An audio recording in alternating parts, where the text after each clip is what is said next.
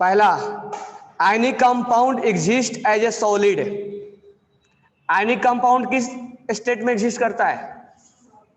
तो उसको लिख लो उसमें अपने नोटबुक में, जो आयनिक कल प्रॉपर्टीज लिखवाया था ना, उसके बाद आगे स्टेप लिख लो, नेक्स्ट स्टेप लिख लो, या जो जो कल लिखवाया था उसमें से अगर लगता है कि उसमें से नहीं है तो उसको भी लिख लेने का, ठीक है।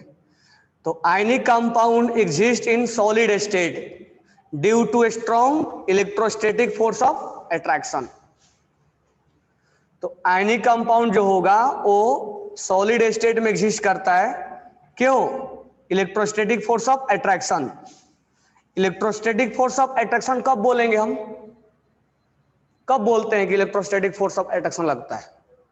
और इलेक्ट्रोस्टैटिक फोर्स ऑफ अट्रैक्शन किसके किसके बीच में लगेगा? इलेक्ट्रोस्टैटिक फोर्स किसके किसके बीच में लगेगा? केटायन और एनायन, और प्लस और माइनस के बीच में लगेगा तो हम क्या बोलेंगे? Electrostatic force of attraction. और ये बहुत ही स्ट्रांग होता है। नेक्स्ट पॉइंट है, नेक्स्ट पॉइंट लिखो, they are generally soluble in polar solvent. They are generally soluble in polar solvent. They are generally soluble in polar solvent. They are generally soluble in polar solvent. अब इसमें लिख लेना, small bracket में लिखा हुआ है having high value of dielectric constant. तो dielectric constant का मीनिंग समझा रहा हूं। Having high value of dielectric constant. Next point इसमें लिखना, the solubility of ionic compound decrease. The solubility of ionic compound decrease. The solubility of ionic compound decrease with increase in covalent character. The solubility of ionic compound decrease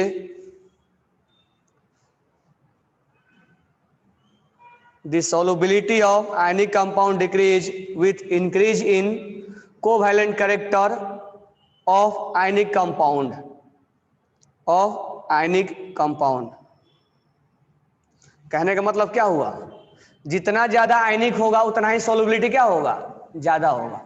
more ionic more soluble. तो लिख लो small bracket में, more ionic more soluble. वहीं पे लिख लेना small bracket में, more ionic more soluble. More ionic more soluble. Next point लिखना, generally higher lattice energy salt, generally higher lattice energy salt, generally higher lattice energy salt are lesser soluble, lesser soluble, lesser soluble. आगे लिखना, sulfate and phosphate of barium and strontium, sulfate and phosphate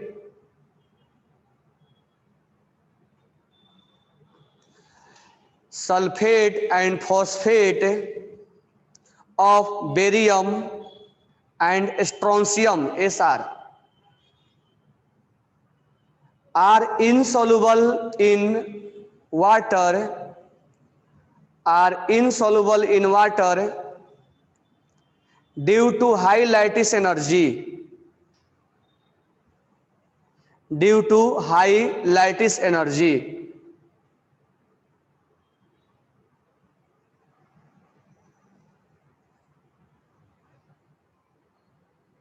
next point लिखना, more heat of hydration, more heat of hydration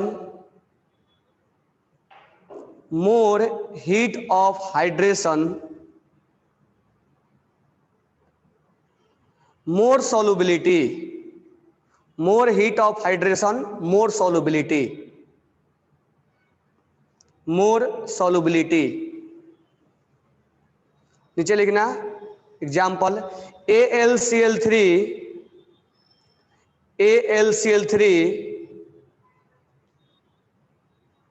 has covalent in nature, has covalent in nature, AlCl3 has covalent in nature, is soluble in water, is soluble in water, is soluble in water due to high value of hydration energy, due to high value of hydration energy।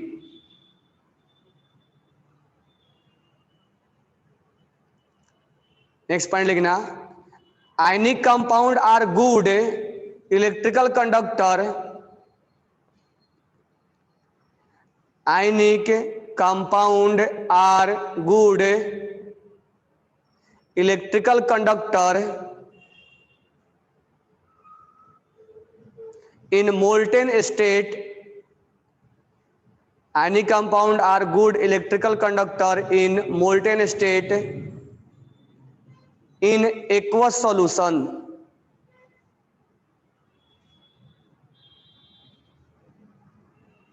in aqueous solution।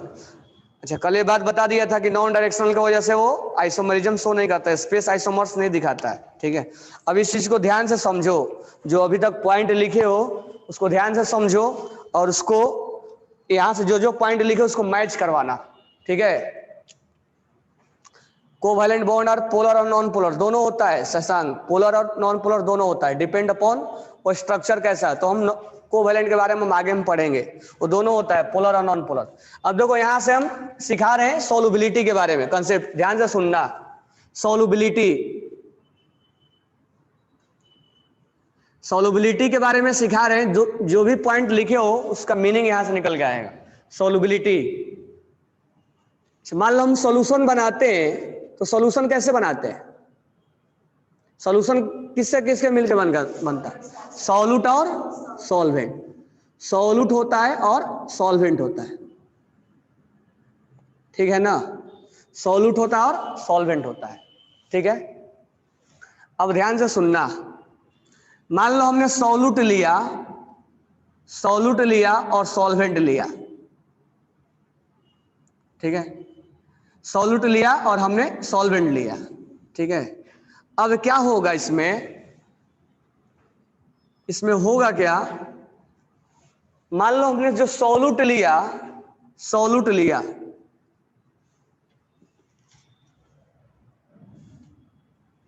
जैसे हमने NaCl ले लिया, NaCl ले लिया और water ले लिया। Solvent में हम बार बार वाटर ही लेंगे, वाटर हमने ले लिया। जैसे ही हम NaCl को वाटर में डालेंगे तो NaCl जो है वो वाटर में क्या हो जाएगा? सॉल्यूबल हो जाएगा, हो जाएगा ये। और सॉल्यूबल होने के बाद ये क्या होगा? आयोनाइज्ड हो जाएगा। आयोनाइज्ड होने का मतलब क्या हुआ? ये आयंस में ब्रेक हो जाएगा, Na+ और Cl- में ब्रेक हो जाएगा, ये आयोनाइज्ड हो गया। तो NaCl will soluble as well as it ionized in water। यानी केवल आयनिक आयंस ही नहीं, जो भी आयनिक कंपाउंड होगा, आयनिक कंपाउंड जो होगा वो सारे के सारे वाटर के अंदर सोलूबल होंगे और क्या होंगे? आयनाइज्ड होंगे। तो हमने पहला पॉइंट ये सीखा कि कोई भी आयनिक कंपाउंड जब होगा तो ionic compound will soluble in water as well as ionized in water. ध्यान रखना इस चीज को, लिख लेना या यहाँ पर लिखना, अभी मत लिखो, मैं ब्लैक बोर्ड पे छोड़ दूंगा तब राइट करना। नेक्स्ट पॉइंट देखो, अगर हमने ग्लूकोज लिया या शुगर लिया, C12H22O11, है ना, ये सही है ना, C6H12O6। या हमने यूरिया लिया, यूरिया का फॉर्मूला होता है NH2C डबल बॉन्ड O और NH2। ये आयनिक नहीं होते, सब कोवैलेंट होते हैं, ये सब कोवैलेंट है, ठीक है। तो हमने शुगर लिया या ग्लूकोज लिया या हमने यूरिया लिया, अब ये पानी के अंदर डिजोल्व हो जाते हैं। अगर ये वाटर में हम डालेंगे तो ये डिजोल्व हो जाएगा, लेकिन ये डिसोसिएट आयोनाइज्ड नहीं होते हैं, ये आयोनाइज्ड नहीं होगा, ये आयंस में ब्रेक नहीं होंगे, क्योंकि ये कोवैलेंट है। ये अभी समझ में आएगा आगे कि कोवैलेंट कैसे है। ये कोवैलेंट है, ये कोवैलेंट कंपाउंड, इसलिए ये आयनाइज्ड नहीं होता है। तो ये केवल पानी में डिजोल्व होता है, आयनाइज नहीं होता है। तो जो आयनिक कंपाउंड होते हैं वो डिजोल्व होने के साथ साथ, सॉल्युबल होने के साथ साथ क्या होंगे, आयनाइज्ड भी होंगे। लेकिन जो कोवैलेंट हैं, सब के सब नहीं, कुछ कोवैलेंट ऐसे हैं जो केवल डिजोल्व होंगे, आयनाइज्ड नहीं होंगे। और कुछ सॉल्यूट ऐसे हैं, जैसे आयरन ले लो, ये आयरन ले लो या कॉपर ले लो, इसको वाटर में डालेंगे हम तो क्या होगा, इनसॉल्युबल होगा, यानी वो सॉल्युबल भी नहीं होगा। तो ये सॉल्युबल है, ये डिजोल्व है, ये सॉल्युबल है, लेकिन ये आयनाइज्ड नहीं है। तो glucose, urea, sugar, that will be soluble in water but not ionized, ये आयंस में नहीं गया है। और this one will be, ionic compound will be soluble in water as well as ionized, और this one will be insoluble, ठीक है। तो अगर ये आयनाइज्ड हो जाता है तो तुम थोड़ा बहुत 10th क्लास में पढ़े होंगे कि हम सॉल्यूशन के अंदर कैथोड और एनोड को जोड़ते हैं और उसमें हम करंट प्रोड्यूस करवाते हैं। अब यहां से यहां तक सर्किट कौन क्लोज किया, यहां से यहां तक आयंस, यानी यहां से यहां तक आयंस जो है वो सर्किट को क्लोज करने का काम करते हैं। यानी आयंस जब मिलेगा तभी तो सर्किट क्लोज होगा, जब आयंस यहां पर मिलेगा तभी तो सर्किट क्लोज होगा। यानी ये जब आयनाइज्ड होंगे तभी वो सर्किट क्लोज होगा। यानी आयनिक कंपाउंड जब सॉल्यूशन के अंदर जाएगा तो यहां से यहां तक क्या करेगा, करंट को कैरी करेगा। इसका मतलब हम इसको नाम देते हैं इलेक्ट्रोलाइट। क्या बोलते हैं इसको, इलेक्ट्रोलाइट। तो जितने भी आयनिक कंपाउंड होते हैं वो कैसा ट्रीट होंगे, इलेक्ट्रोलाइट की तरह। लेकिन अगर हम शुगर को या यूरिया को या ग्लूकोज को पानी में डाल देंगे और फिर इसको करंट प्रोड्यूस करवाएंगे तो करंट प्रोड्यूस नहीं होगा। क्यों नहीं होगा बताओ, क्यों नहीं होगा, क्योंकि ये डिजोल्व हुआ है, आयंस नहीं मिले हैं, आयंस नहीं मिले हैं इसलिए करंट फ्लो नहीं होगा। इसको हम बोलते हैं non electrolyte, non electrolyte, non electrolyte, ठीक है। This one is known as electrolyte. तो इलेक्ट्रोलाइट कब बोलेंगे, जब करंट कैरी करेगा, जब करंट को प्रोड्यूस करेगा। यानी all ionic compound act as a electrolyte because it soluble as well as, and urea, glucose and sugar act as a non electrolyte because it will be soluble but not dissociated, that ionized, that means it will be not flow the current in solution। और इसके बारे में तो हम बात ही नहीं करेंगे, तो पहले इतना लिखो, इसके बाद हम आगे बात कर रहे हैं।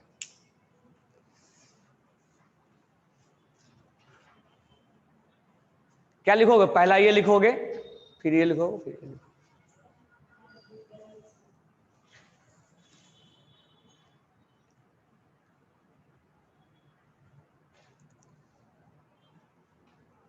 इसको राइट डाउन करो सारे, स्टेटमेंट लिखो, मैं बोल रहा हूं पहला स्टेटमेंट लिखो, ionic compound will act as a electrolyte, ionic compound act as a electrolyte ionic compound act as a electrolyte in aqueous solution in aqueous solution in aqueous solution fused state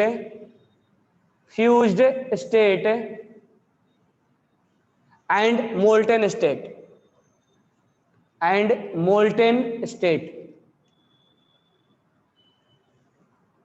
but not in solid state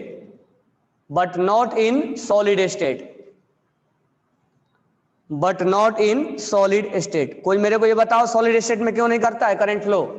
क्योंकि ionised नहीं होगा। ठीक है, तो electrolyte होने का मतलब क्या हुआ? करंट फ्लो करवाना। ठीक है, आगे लिखना next point, sugar, glucose and urea. इतना एग्जाम्पल अभी मैं लिखवा रहा हूं, आगे बाकी एग्जाम्पल हम बाद में समझेंगे। Sugar, glucose and urea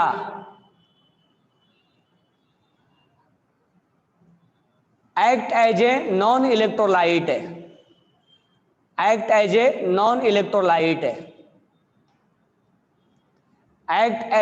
non-electrolyte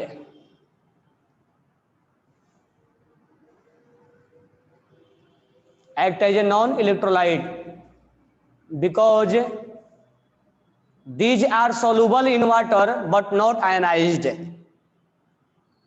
because these are soluble in water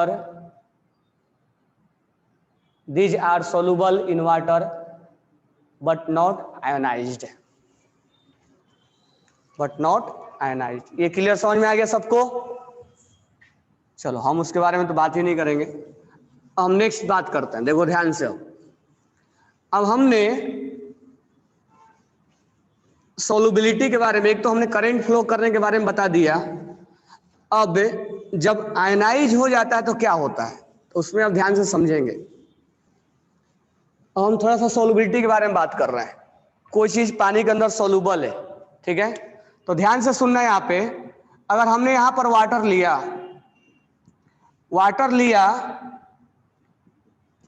और हमने यहाँ लिया NaCl। अब कल मैंने इसको डिस्कस कर चुका हूं। मेरे को ये बताओ कि यहां पर कौन सा स्टेटमेंट बोलना है, फिर से लिख लो इसमें। Glucose, urea and sugar are act as a non electrolyte because it dissolve in water but not ionized. अब यहां ध्यान से सुनो, NaCl सॉलिड स्टेट में, यहां पर पानी में हमने डिजोल्व किया, तो NaCl के अंदर कौन सा एनर्जी होता है? कल हमने बताया था लाइटिस एनर्जी। NaCl के अंदर लाइटिस एनर्जी होता है, लाइटिस एनर्जी। कल हमने इस चीज को डिस्कस भी किया था। अब इसके अंदर क्या है?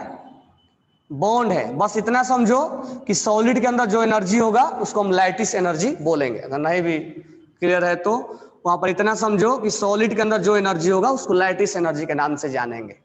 जब ये वाटर के कांटेक्ट में आएगा तो इसके बॉन्ड को क्या करेगा? ये तोड़ेगा।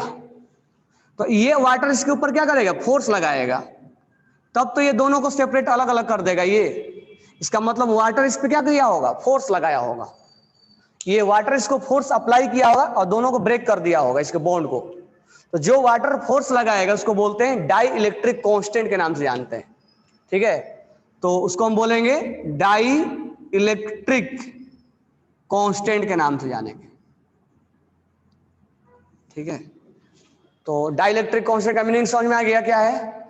जब कोई भी सॉलिड वाटर के कांटेक्ट में आता है या कोई सॉल्वेंट के कांटेक्ट में आएगा तो ये सॉल्वेंट उसके बॉन्ड को तोड़ने की कोशिश करेगा, और उसके बॉन्ड को अगर तोड़ दिया तो हम बोलेंगे ये इसने इस पे फोर्स लगाया। जो फोर्स लगाने का टेंडेंसी होगा उसको हम क्या बोलेंगे?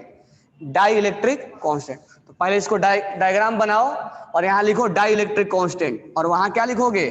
वाटर है सबसे ज्यादा डाई इलेक्ट्रिक कांस्टेंट लिक्विड में वाटर के पास होता है, 82 83 इसका वैल्यू होता है। वाटर हैज हाई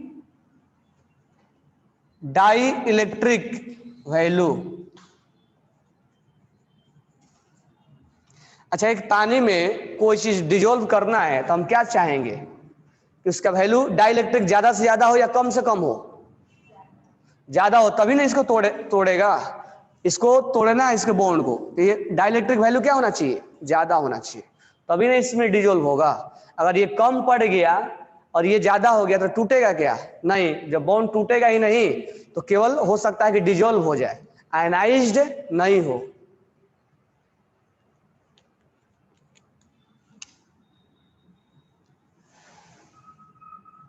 ठीक है, तो लिख लेना, लिख लिए, water has high dielectric value, dielectric constant value.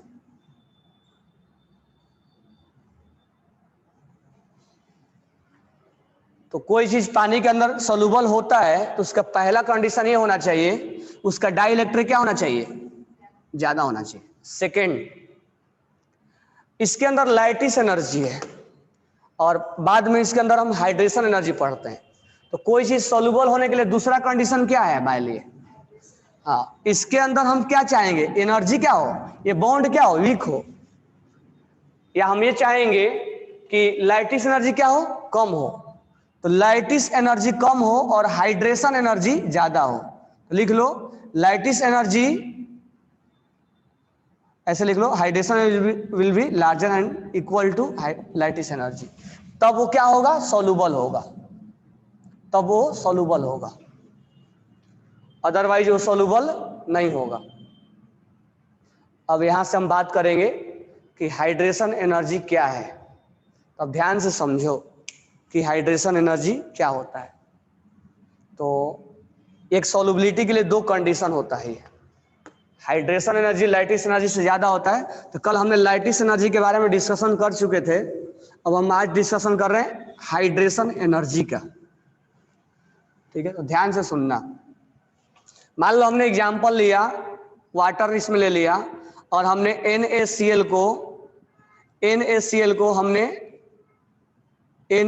को हमने इसके अंदर डिजोल्व किया, Na प्लस और Cl माइनस।